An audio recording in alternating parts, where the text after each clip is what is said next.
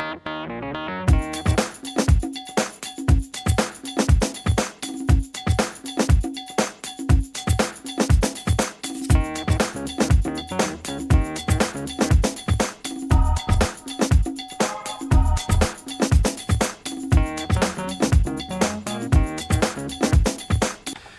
this is Phil filling in. I know I'm doing a little something different today because I'm gonna do kind of a rant here. Not much different from my other views, but this might go long. There might be some yelling, there might be some profanity, there might be some insults, there might be some name calling. I don't, what have you, you know. And so if you're not into that kind of thing, then don't watch this video. But what I am gonna say is gonna be something that's been kind of building up on me for a while, and I just want to get it out, you know, and say my thing. So recently I've looked up that DC Comics is doing a new crossover event called Convergence, and basically what that is, from what I've looked up, is that it's going to be multiple universes within the DC multiverse, like Kingdom Come, Red Sun, Earth 2, like the New 52's Earth 2, and New 52 universe, and even the pre-New 52 universe, before this whole thing happened, is going to be there. And apparently Brainiac has gotten either multiple cities from multiple universes or just multiple universes. He's holding them hostage, and he's having them interact with each other to basically duke it out or whatever. See what happens. I don't know. That's basically what I heard with the premises. And there's going to be this new character named Talos or Telos, whatever. And it's being written by this guy named Jeff King, who is apparently making his comics debut. He's written for TV, like Stargate SG-1 and White Collar and a couple other shows, so he's got experience. But anyway, you know what? But that's later on down the line. I just want to get that out. But what this is basically my frustration, anger, and just simply just a lot of negativity towards DC's New 52. Okay, let's face it. The New 52 has been a clusterfuck since the beginning, okay? It's been a clusterfuck since the beginning, okay? And, you know, this is coming from a guy who's been reading DC Comics for a while. Okay, I was born in 1992, and at the time when there was a lot of popular comics, you know, from Marvel and DC, I probably didn't really get into it because, come on, I was a little kid, and if I did read them, then I barely remember them. But I read Bionicle from DC, and I read a couple of Marvel comics here and there, but I didn't really start getting back into comics until Marvel's Civil War. Since then, I've been reading comics like this and that and everything. I've been trying to be on top, but you know how it is, you know, when you try to stay on top of an ongoing comic, you know, month after month or week after week, day after day, you know, you're spending a lot of money, so sometimes you got to be selective. Sometimes you may miss out on a lot, so it's hard to keep on top of things, and that's what Wikipedia and those encyclopedia comic books for Marvel and DC are for. You know, you can catch up, you can see what you would like, you know, but then it was Jeff Johns' Green Lantern run, Sinestro Corps War. That was what really introduced me to Green Lantern. I mean, okay, I saw Super Friends, and I watched Justice League, but, you know, what really got me to be a hardcore Green Lantern fan was Jeff Johns' run on Green Lantern, starting with Sinestro Corps War. And I've just been reading a lot of DC Comics since. But mostly Green Lantern and, you know, Blackest Night and some Batman stuff here or there and what have you. But then, and I read The Flash and Brightest Day, you know, by Jeff Johns, the Jeff Johns Flash series written by starring Barry Allen, and then I read Flashpoint. But then came the news that DC was deciding to reboot its entire universe with Flashpoint, and oh man, Well, okay, Flashpoint was kind of like DC's Age of Apocalypse, alternate universe, everything's abysmal, dark, time travel shenanigans, what have you. And then after Flashpoint, yeah, DC was going to reboot its entire line. I mean, not just canceling, but rebooting its universe. Like, everything was going to be new. Everything that happened before is not canon anymore, or something like that. And that had a lot of varied reactions, okay? There was a lot of backlash or praise and some mixed reactions. They weren't sure if this was a good move or whatever, and I'll admit, when the New 52 started, I got hooked on some of the series, like Justice League, Aquaman, Green Lantern, Resurrection Man, a couple other series here or there, and I stopped reading after a while, but I got hooked on some of the New 52 series because I'll admit it was pretty good. There was good writing, there was good art, but some of the timeline stuff was getting really confusing. Like, they did this whole, the Justice League was formed 5 years ago, and then everything that's happened, stuff that people know about in the DC Comics universe, like the Killing Joke, some like Blackest Night, some other DC events, they happened in 5 years afterwards, and everything that's been happening right now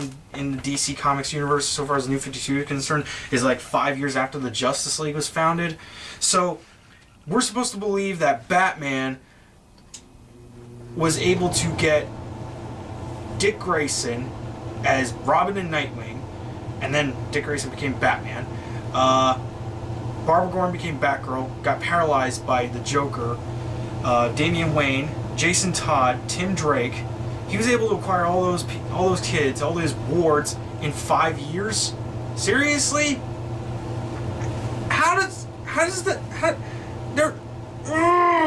There is no way you can get all those kids to be under your wing in 5 years' time.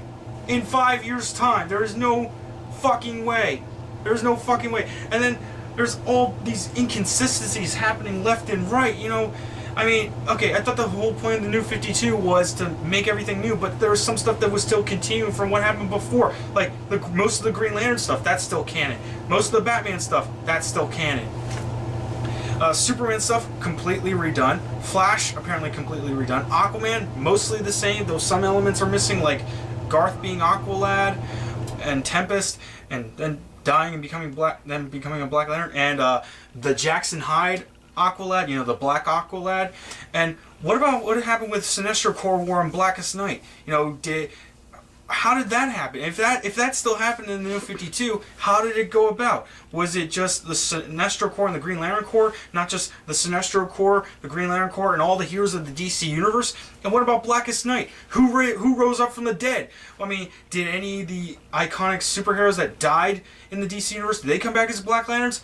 Did anything from Brightest Day happen? What?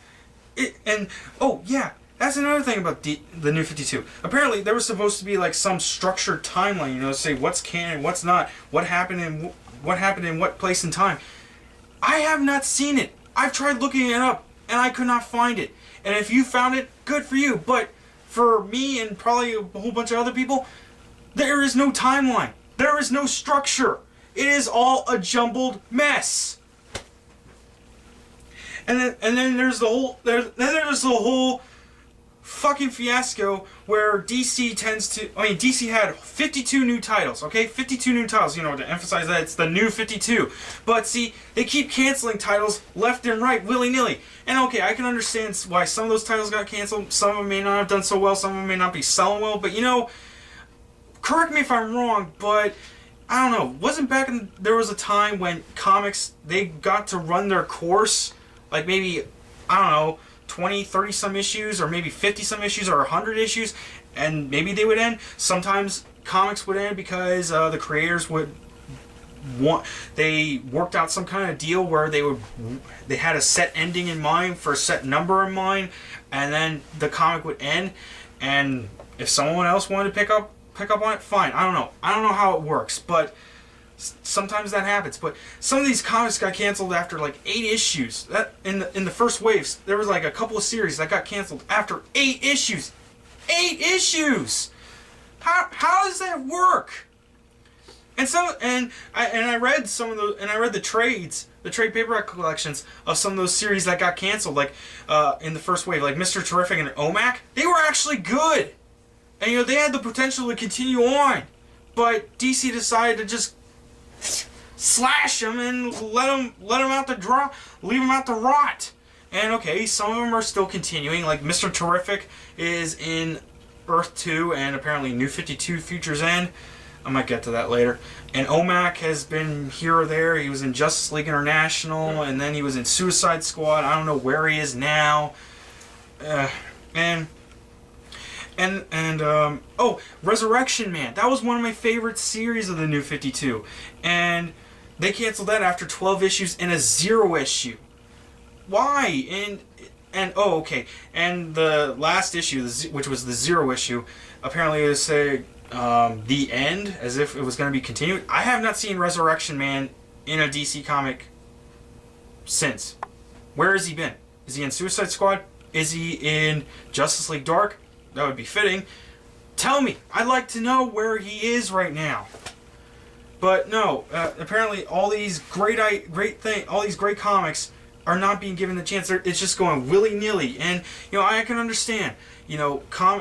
Comics today, it's not only just an artistic merit, but it's also a commercial endeavor. And today's economy, yeah, it's pretty fucked, right? Right, Dave? Today's economy is pretty fucked. Right, yeah, so I can understand that, but it just seems so casual, like it does, like they don't even care. And yeah, I'm probably saying stuff that's been said like a bajillion times from way back when, but it's still happening. This is 2015, and this kind of stuff is still happening. And it's even happening to series that started way back when the New 52 started. Batwoman, Swamp Thing, Red Lanterns, Green Lantern New Guardians, Green Lantern Corps. Some of those series I read, some of those I haven't read, but I've heard great things about. They're getting canned, and yet they were DC titles that were doing good. Why are those getting canned? They have no reason to get canned. I mean, okay, sure, the creators who started those series, they may not be doing them anymore, but from what I heard, the ones who took up after the previous creative teams did them, the new creative teams, I've heard somewhat good. I haven't heard bad things about it. But then again, I haven't read them in a while because, money reasons and stuff like that. But besides that, oh boy. Besides that, yeah. But then there's the fiasco. Then there's some of the other stuff going on with the New 52, like just the whole idea that this whole thing, like, they're treating it as if this is the DC universe. This is what the DC universe is right now. But it's not, and it shouldn't be. And this whole thing, the ideas for the New 52, they could have been done without redoing everything. Some of the ideas could have been implemented without redoing everything. They didn't have to sweep away years worth of comics and hard work, good storyline, good storytelling, just to make a quick buck. I mean, again, there has been some good stuff to come out of the New 52. I mean, Aquaman's has become awesome again. And come on, if you're saying that Aquaman sucks, you obviously have no idea what you're talking about, okay? I mean, read an Aquaman comic, a good Aquaman comic at least. At least read an Aquaman comic by Jeff Johns, because it actually depicts Aquaman as being this guy who has this great responsibility thrust on his shoulders. He has this awesome powers, and he's the ruler of a powerful and ancient kingdom that lives under the sea, that has to suffer the abuse of the surface world. And he has to find a balance between protecting the surface world and protecting the seas. He has to find a balance, and that's a lot of responsibility. That's a lot of pressure on the guy. And Jeff Johns has actually managed to do that well. But he also manages to work in the ridicule that he's faced, both in the comics universe and in the real world. And that's worked in pretty well. And the Throne of Atlantis storyline, pretty awesome. It was a bit questionable for me. you know, that Ocean Master is introduced as this sort of new villain, despite the fact he's been around for a while. But you know, it's DC; they get retconning things left and right. But okay. So yeah, and some other comics like Animal Man, they get canned despite the fact that they were doing well. I mean, why? I mean, okay, if Jeff Lemire, you know, he wanted to move on to other things, fine, but you couldn't get someone else to do it? You couldn't get someone else to continue where he left off? And, oh, yeah, Green Arrow? Yeah, Green Arrow. Okay, for one, I did not start reading the New 52 Green Arrow until Jeff Lemire started writing it. You know, until Jeff Lemire and Andrea Sorrentino took up the reins on it. And it has been phenomenal. But see, I avoided Green Arrow because a lot of what I've been hearing about when it started out with the New 52, it was pretty bad. And it went, you know how many writers it went through? Five writers. It went through 5 writers in 16 issues plus a 0 issue before Jeff Lemire came on board. How bad does your comic have to be to go through 5 writers in 16 issues and a 0 issue? So technically 17 issues. But when Jeff Lemire came on, it was awesome. You know, there's been a lot of people who made their mark on Green Arrow, but I think Jeff Lemire probably made the biggest mark yet by giving Green Arrow a mythos. You know, this whole Arrow clan, the Outsiders and everything. Yeah, the Outsiders, they're not exactly affiliated with Batman in the New 52. They're now this collection of clans. It's a little questionable, but I don't know. If they make an Outsiders comic and they somehow put Batman in there, that's fine. But yeah, and okay.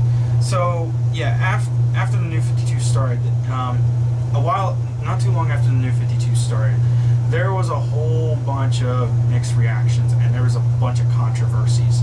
You know, like some characters were exited out. There were some character changes, and that's still being done to this day. Like, okay, Barbara Gordon becoming Batgirl again, and the other Batgirls like Stephanie Brown and Cassandra Cain no longer existing. Okay, I have no problem with.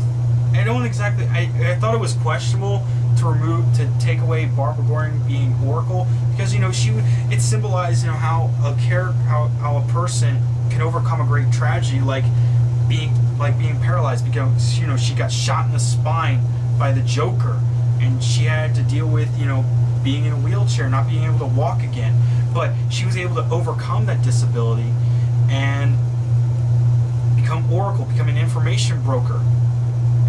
Wasn't she also a member of the Suicide Squad? Yeah, wasn't John Ostrander that made her into Oracle?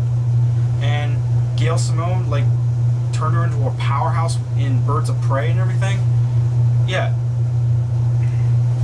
And Gail Simone's Batgirl, I love that series to death. I love it. I mean, I've only read the first trade. I've yet to read the second trade.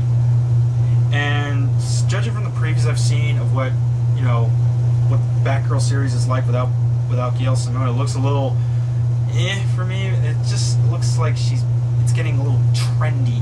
I mean, the first, like, there's that one issue cover where she's taking a selfie.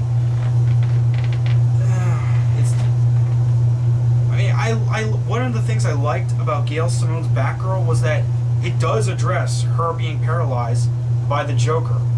It doesn't explicitly say whether she was Oracle in it or not, but it does address it and how she's trying to deal with it and trying to overcome it, and the challenges she faces now as being Batgirl. I liked that. It was awesome, and if people say it's too dark and bleak, for crying out loud, she got paralyzed by the Joker. You know, who's like the biggest Batman villain, the scariest Batman villain. I mean, seriously. How could and it's a Batman book too? How could it not be dark and bleak? Okay, maybe they weren't always dark and bleak, but Batman comics tend to be dark. So yeah.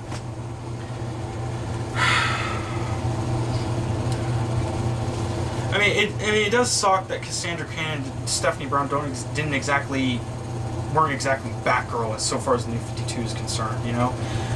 But I did like that at least Barbara Gordon because see, the New 52 Batgirl series, it actually features Barbara Gordon being Batgirl in her own Batgirl series for the first time. I mean, yes, she was Batgirl before, but she never had her own series. I mean, okay, there was Batgirl Year One, but that was a mini-series, but this is like her first ongoing comic as Batgirl. The other ongoings were Cassandra Cain or Stephanie Brown, both of which were awesome, but yeah. And yes, I know Stephanie Brown is back in the New 52, but, her history is Batgirl is no longer canon. She's spoiler again, so at least she's back. But just the initial way of which DC was going about, like, addressing the Stephanie Brown matter, apparently, like, a whole bunch of fans sent waffle mixes, and someone at DC said there weren't enough waffle mixes since Stephanie Brown must not have much of a fan base as everyone thinks she does. What the hell? Seriously? There is no... To quote Ben Yatz, to quote Zero Punctuation, there is no middle finger big enough! If that's the right way it was being said. Is that the right way to say it, Dave? Like, someone at DC is giving, Stephanie Brown fans the middle finger by saying it's not a big enough fan base? It sounds like it, yeah. Yeah, okay, so I'm probably using that right. If I'm using that wrong, I apologize. But still, I think, yeah, there is no middle finger big enough.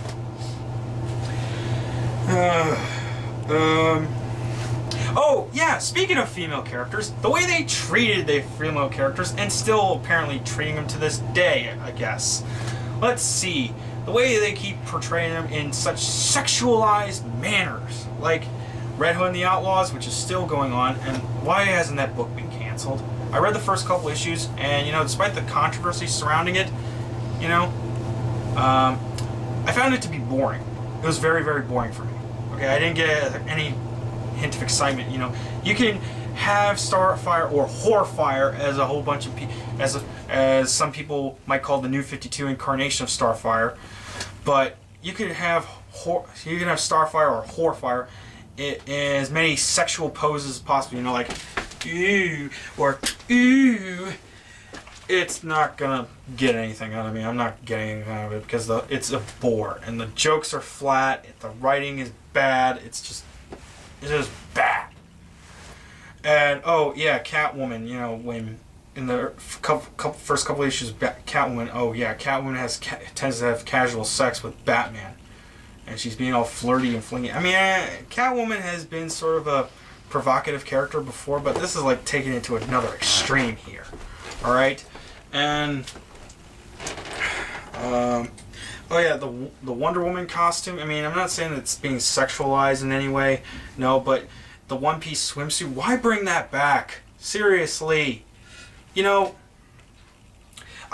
liked before the New 52 when Wonder Woman was wearing the black jacket and the pants and everything. That looked like a pretty badass look. That looked pretty modernized, and they keep changing superhero costumes left and right. Some superheroes, they stay the same, some don't. But, I like that it happened to Wonder Woman, in this case. And there was apparently some backlash about why.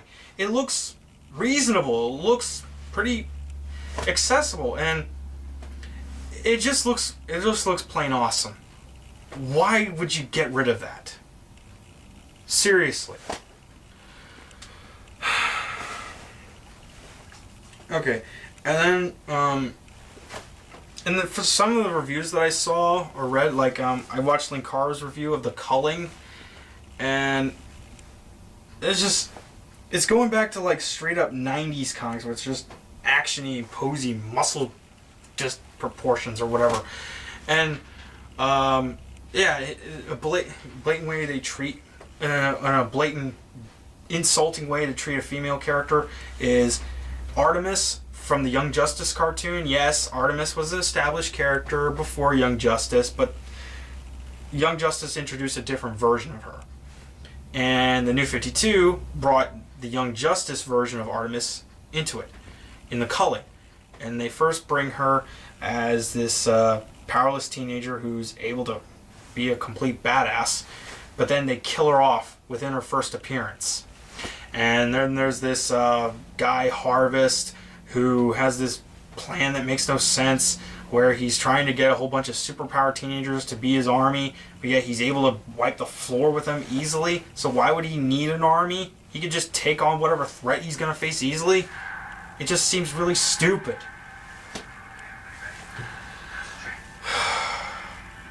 And then there was that whole survey that DC did that they sent around various comic stores, and you probably saw an article about Patton Oswalt swearing off of DC Comics. I kind of feel like they're Patton Oswalt. And yeah, apparently the survey asked a whole bunch of questions like, how do you feel about this comic? Are you reading this comic? Blah, blah, blah, blah, blah. But yeah, it's only targeting certain people of certain ages or something, and demographics, whatever.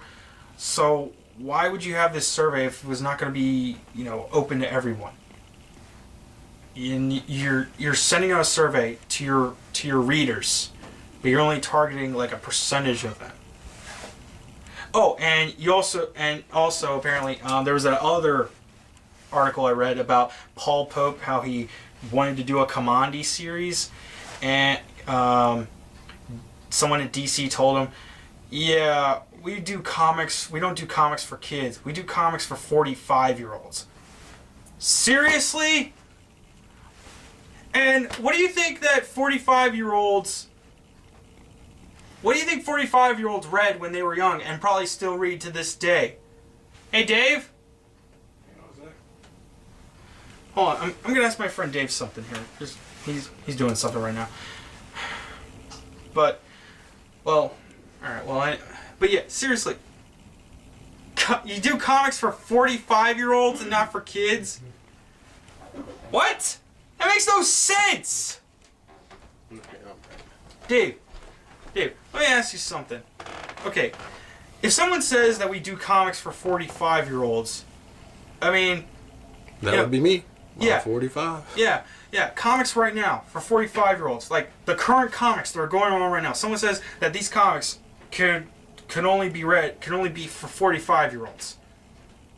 That's kind of nonsensical, isn't it? That makes no sense. Because...